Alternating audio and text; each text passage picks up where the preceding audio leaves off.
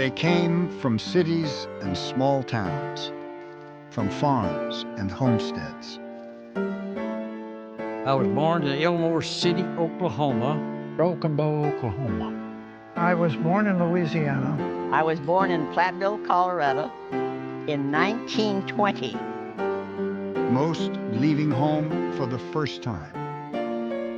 Most of our battalion was made up of high school kids just like me, you know. We were kids. What we did was amazing. They arrived in the middle of nowhere. For one thing, to learn to fight. The Army told them this would be the best place to train. Nowhere was the Desert Training Center in the Mojave Desert, where 1 million young Americans would prepare to join the battle to win World War II.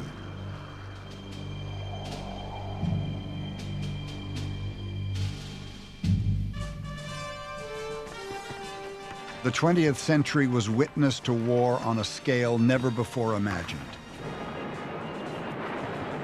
World War I, called the War to End All Wars, was merely a prelude to an even greater conflict.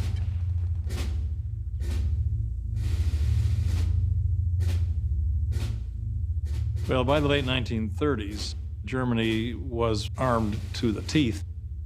And what's more, the Germans had developed a new technique of warfare called blitzkrieg, or lightning war. Tank warfare, heavily mechanized warfare using heavily armored military vehicles on the battlefield that could move very quickly and envelop the adversary quickly. This was the essence of blitzkrieg, and it was the type of warfare on which Germany made its principal bet. Comforted by the illusion of neutrality, America was content to merely provide war supplies to the Allies for a war we didn't believe was ours. From America, they will get tanks and guns and ammunition and supplies of all kinds. That illusion, however, was shattered on December 7th, 1941, when the Japanese bombed Pearl Harbor.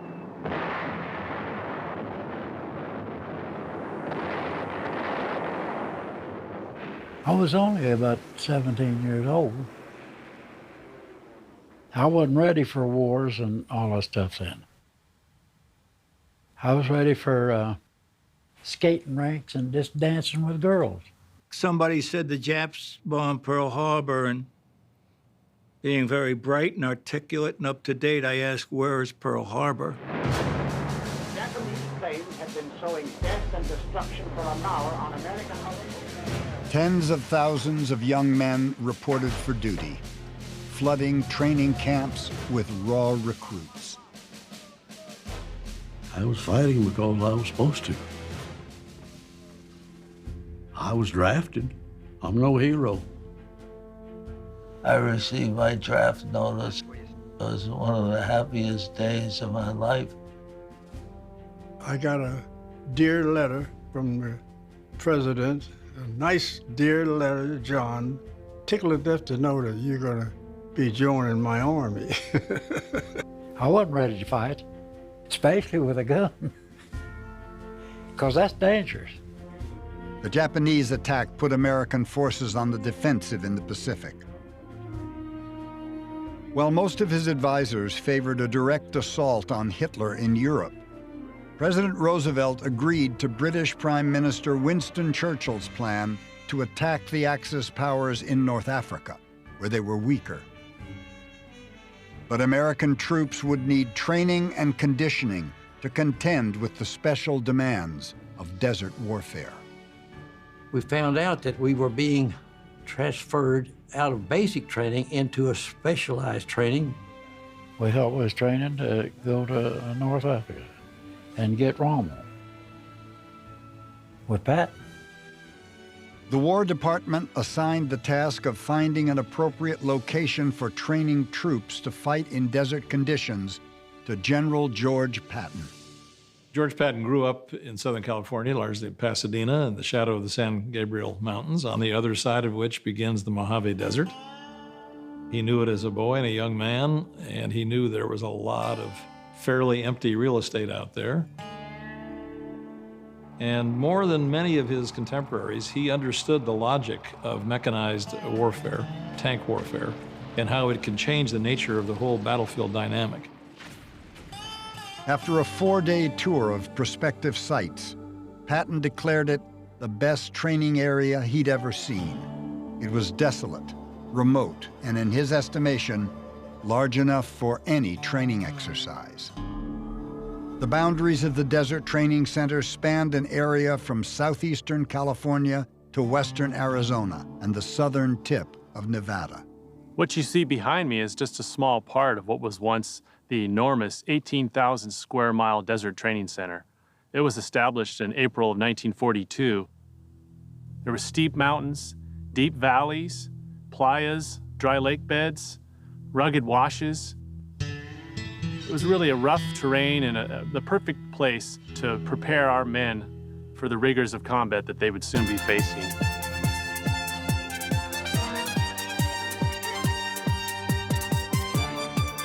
Encampments housing over 15,000 men each had to be carved out of the desert sands.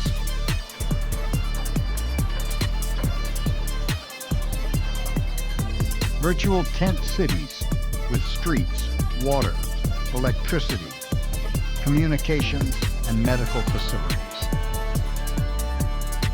We were organizing our hospital to function as a hospital with what we had, and you had nothing.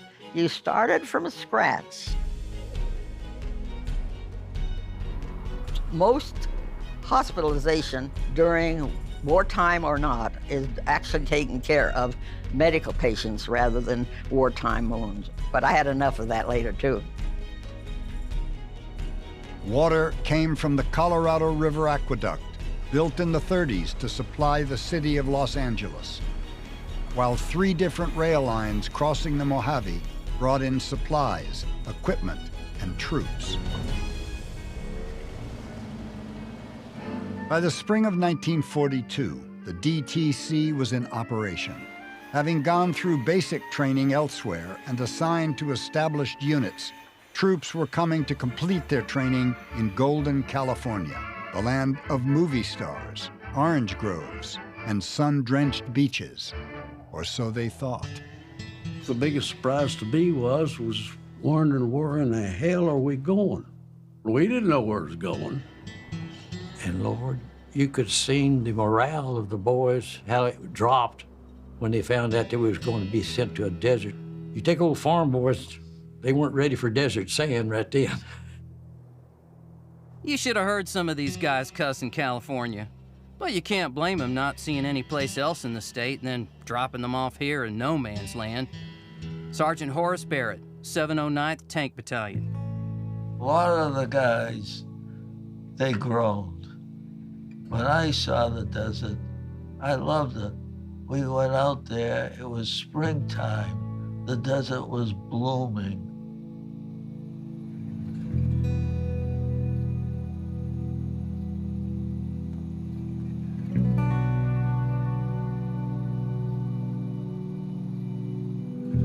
We're at the former site of Camp Iron Mountain. Across the highway was Camp Granite. Down the highway a few miles was Camp Coxcomb. Just among these 3 divisional camps, there could be upwards of 50,000 men in training and living here in the desert during a 3-month rotation.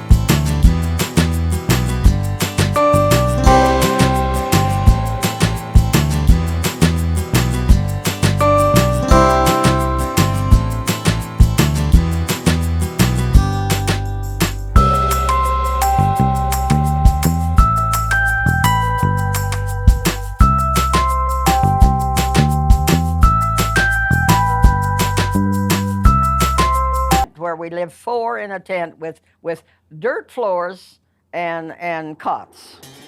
Sandstorms.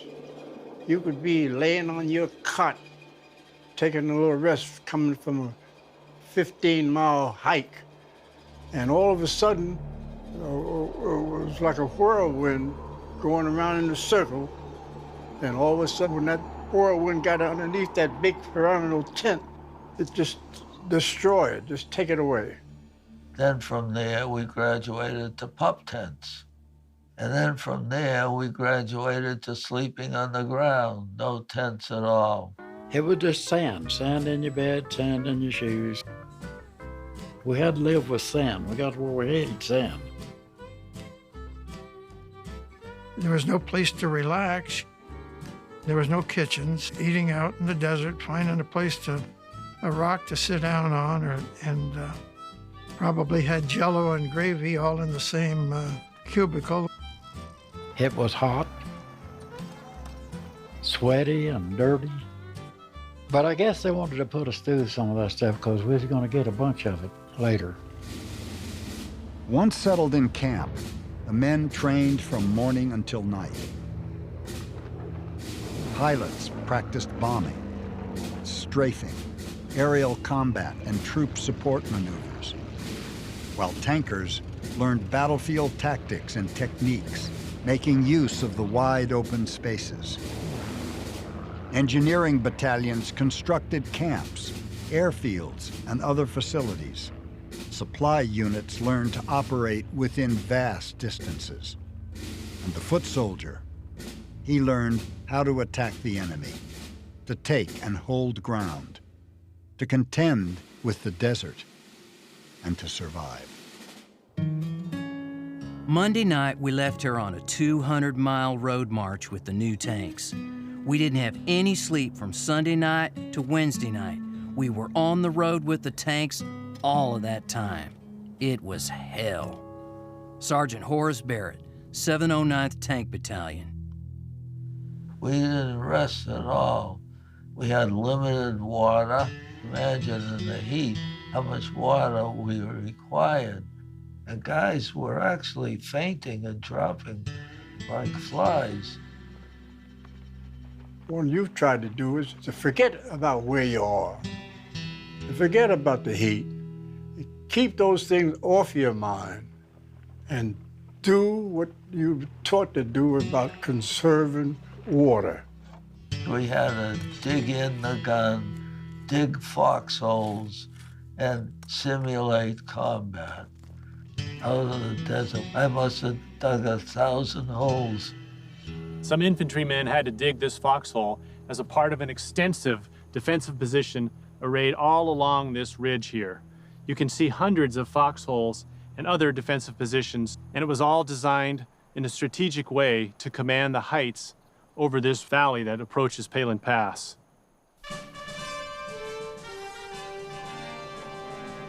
The training by smaller units was expanded into larger division-size engagements.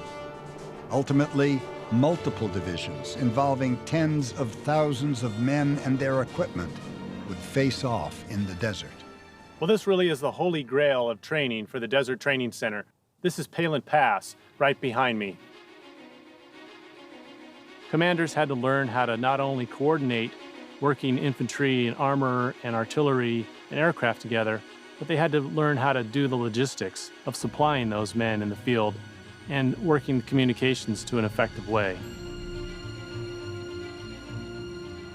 Difference between maneuvers and actual battles is that live ammunition isn't coming at you in maneuvers.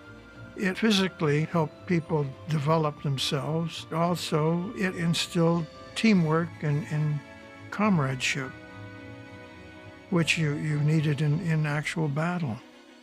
Because of its scale and terrain, Palin Pass maneuvers were like a dress rehearsal for the real combat in North Africa. I was stationed in Algeria. It reminded me of the Mojave Desert. When I was in combat, the training I had there showed up on my missions. It was ideal for training. First came the airplanes and strafed the hell out of it. Then the artillery shells began to cover the ground. And next came tanks rumbling into the pass, blasting away. And finally, streams of troops. There was so much dust and smoke up there, you wouldn't think anything could be alive for miles. Sergeant Joe Delgado.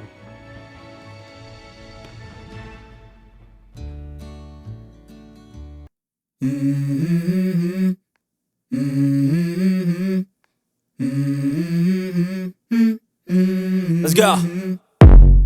I wake up to a little bit of drool on my pillow, feel like it's gonna be a bad day. Yeah, I'm tired of shit, and the coffee ain't hit yet, damn, ain't that great. I don't wanna go to work, cause my boss is a jerk, and I'm not even that paid. I need a change in my life, cause I don't feel alive, and there's nothing that makes me happy. Hold my beer for a minute, I'm about to quit my job, cash in for a ticket. I'm going on a trip, and I don't plan to visit. Stuff like that, running in that sand.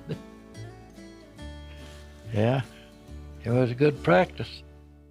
Los Angeles, real civilization, was 200 miles away. So celebrities would come out with the USO and entertain the troops.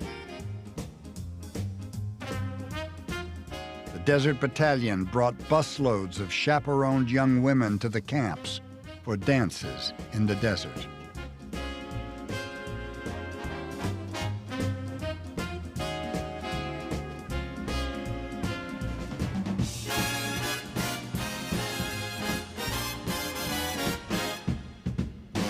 While American troops fought the Axis powers in the name of freedom and human dignity, the Army itself practiced segregation, a reflection of the period. African-American soldiers at the DTC served in all-black units, tasked with service and support duties rather than combat preparation. Most of the outfits that the blacks were in were working outfits, labor outfits. It was our way of living all during the war. We were segregated. Although Patton didn't change this practice of prejudice while at the Desert Training Center, he was a highly practical commander in combat. He relied heavily on the 761st Tank Battalion, an all-African-American unit, to spearhead engagements in his relentless pursuit of the enemy. Patton thought everybody was the same. When you're in combat, you don't need to be discriminated against another guy that's in combat with you. He's doing the same thing you do. Patton left the DTC in November of 1942 to lead untested American forces in Operation Torch, a campaign to defeat Rommel in North Africa. Forge ahead, try and effect a junction with the British 8th Army.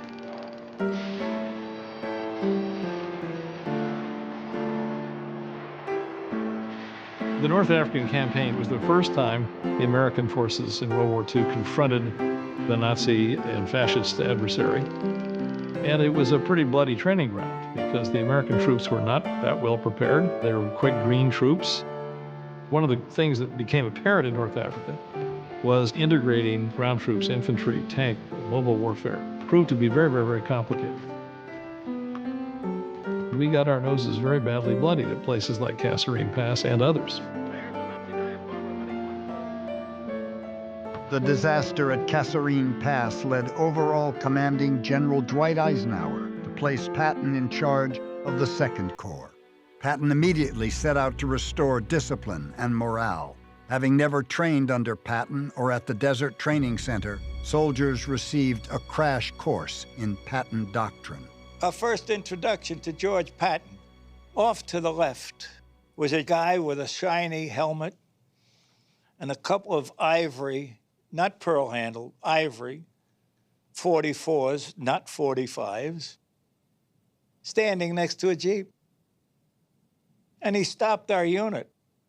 He looked at us and he said, "You are the yellowest sons of bitches I've ever seen." Shortly after Patton's arrival, the Second Corps was put to the test at El Guitar, where American GIs were ordered to hold their ground, while the British 8th Army attacked the Axis forces.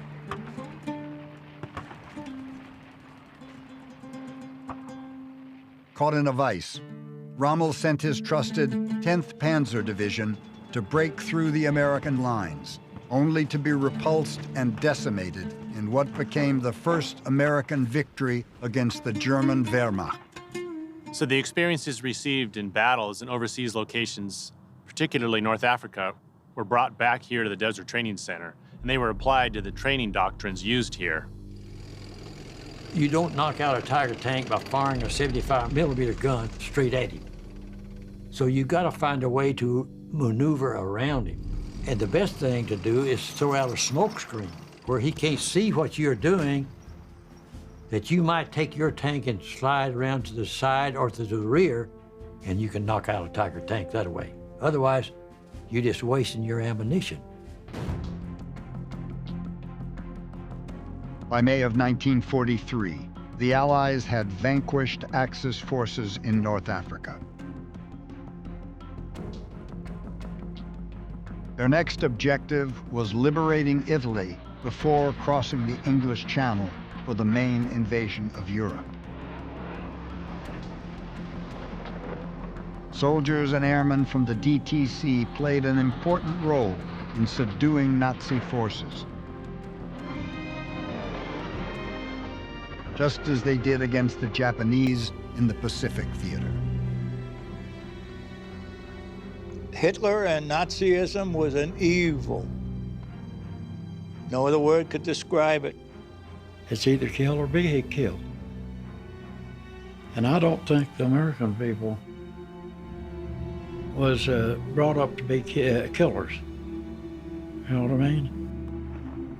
Even with the best training, a new soldier is never completely prepared for the chaos and human cost of combat. I really didn't think I was going to make it.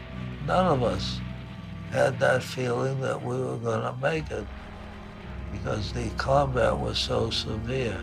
The mud and the debris raining down on you, the shrapnel and guys yelling, medic, and 101 things. That is hell.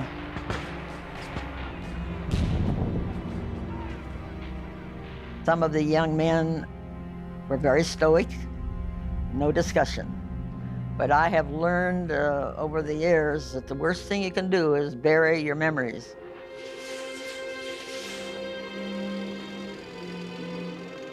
Toward the tail end of the war, part of what we did in recon was when they heard of death camps, we went to the death camps. We liberated several of the death camps. And if you could personally play a critical role in eradicating evil, then you did good. You did good. Although it was only an operation for 2 years, by early 1944, the Desert Training Center was closed. It had served its purpose, giving 1 million men the skills and toughness to fight. The war wasn't over yet, but our forces were at full strength. The accumulation of all of these people in one space for a defined period of time, going through rigorous training, suffering hardship, supporting one another, learning to act as a team, was a defining experience for the so-called greatest generation, and I think colored the culture and politics of our society for a generation after World War II. There's a esprit de corps that we developed during World War II that it never goes away.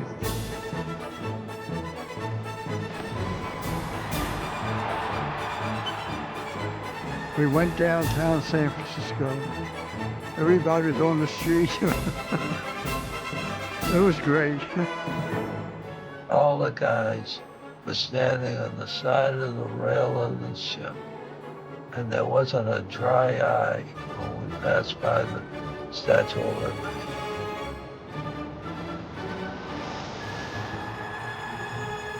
People say, "You're a hero, Harold."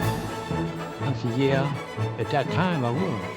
But when you get caught in a place like that unexpectedly, you don't think of heroes. You just find the best way that you can find to get yourself out of it alive.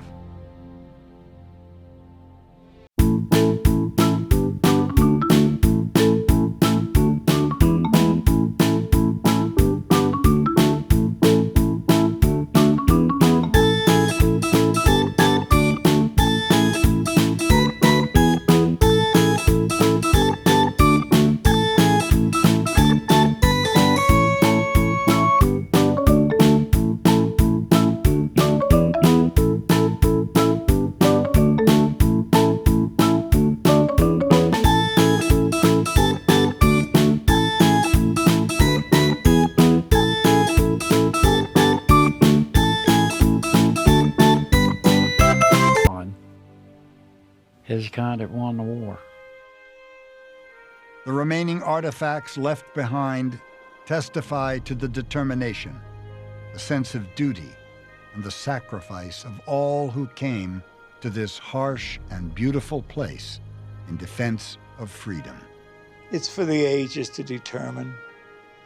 But freedom is not without sacrifice. Freedom is not without sacrifice.